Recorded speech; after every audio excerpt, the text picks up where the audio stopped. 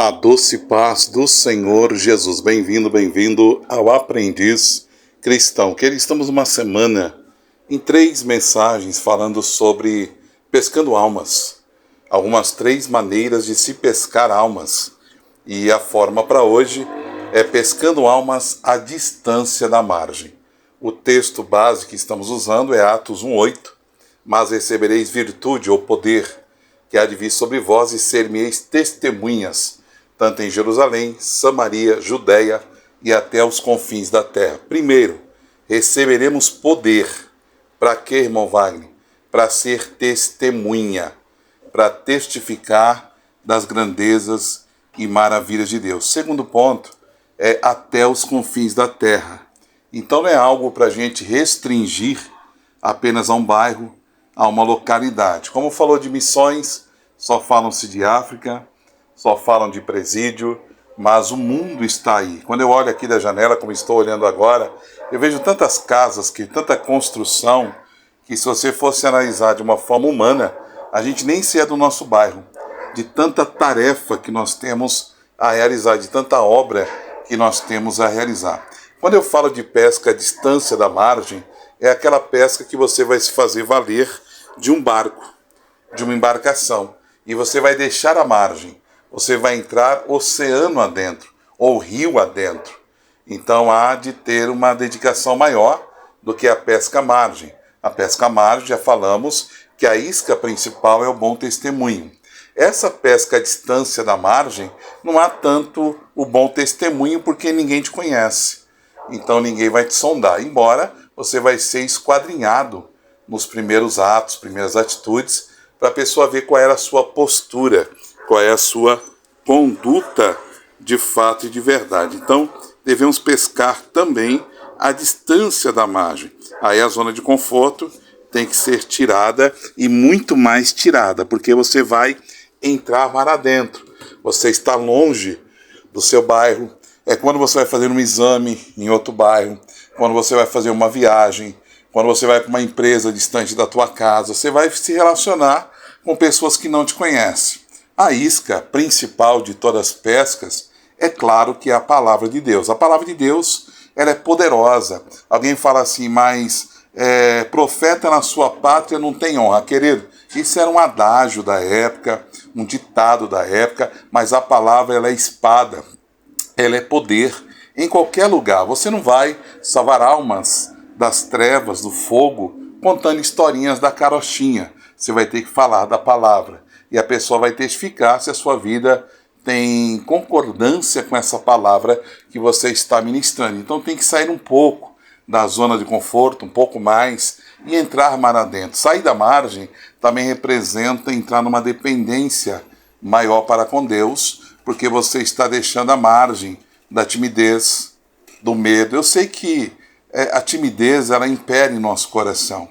Como falar, como se comportar. Se você estiver no ônibus e você usar a educação de falar para a pessoa que está do seu lado que horas são, já abriu um espaço para um diálogo. Esse ônibus vai para tal destino, já abriu espaço para um diálogo. Você está comendo um salgado, oferece, você aceita um salgado, aceita uma bala, já abriu espaço para um diálogo. Você vai sondar, ver se essa pessoa, de fato, de verdade, vai querer te dar uma atenção. E aí, com paciência, muito calmo, você vai falando, pouco a pouco. De repente, quando for embora, um Jesus te ama, não precisa pregar tudo para a pessoa na hora. Já vai Deus fazer uma grande obra através do seu doce Espírito.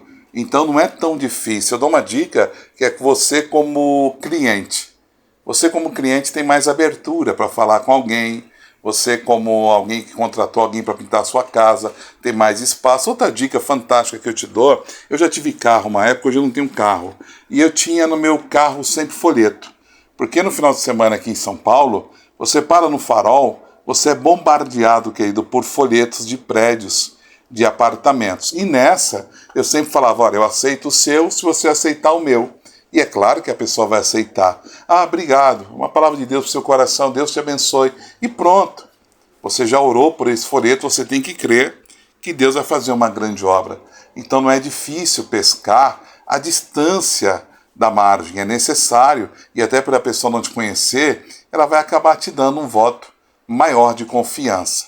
Por isso que eu falo que quem prega é bom ler e reler o texto várias vezes, porque quando você faz uma leitura e a pessoa vê que você fez a leitura boa, com segurança, isso já dá confiança em quem vai te ouvir. Agora você abre a Bíblia, fica arranhando o texto, fica arranhando os nomes, fica arranhando as vírgulas, fica arranhando a leitura, você já gera insegurança.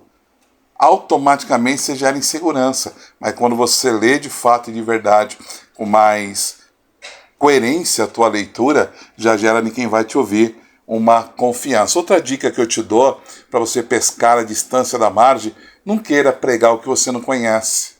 Quando você der um folheto, eu te dou essa sempre dica de evangelismo. Sempre leia o folheto que você está dando, porque o fato de você ser questionado pelo folheto é maior do que ser questionado de outro assunto.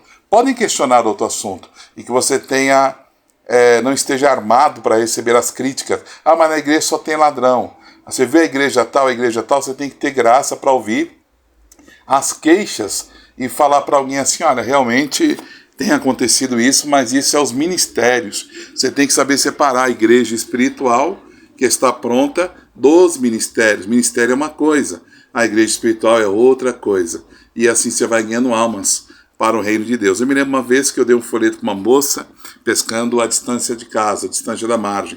Estava indo para a praça de Diadema pregar lá na praça, e eu falei para uma moça saindo do Banco Bradesco. Falei, olha, você tem um folheto, a palavra de Deus, Jesus te ama. Ela pegou o folheto e falou, Jesus me ama, me questionando. Ela falou, como Jesus me ama se ele levou meu filho de 17 anos? Faz poucos meses que eu enterrei meu filho de 17 anos, e você vem agora me falar que Jesus me ama? Eu tomei um choque logo de cara, mas Deus me deu uma saída. Eu falei, olha, realmente Jesus te ama, porque você está falando que você viveu com seu filho 17 anos. E nesse momento tem gente enterrando agora um bebê, uma criança de 1 ano, e Deus permitiu você viver 17 anos. Então vê o que Deus te permitiu e não o que te faltou. E outra coisa, eu sei que Jesus te ama porque Deus te deu um filho bom. Eu não conheci, mas eu sei que era bom porque deixou saudade. E se deixou saudade era bom. Então Jesus te ama. Isso deu um impacto no coração dela. E ela pegou o folheto, aceitou e recebeu. E agradeceu. Dá para entender? Então é isso que a gente enfrenta no dia a dia e não pode parar por causa de uma cara feia, uma negativa. É igual pregar na praça. Quando eu pregava na praça, eu via muita gente meneando a cabeça, rejeitando a minha palavra. Mas eu continuava, porque não era a minha palavra em si, era a palavra de Deus através dos meus lábios.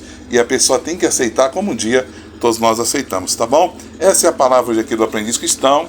Espero que tenha te ajudado, fortalecido o seu ministério. Compartilhe com alguém, para nós ampliarmos essa corrente de boas novas. Beijo no coração e até o próximo, o Aprendiz Cristão.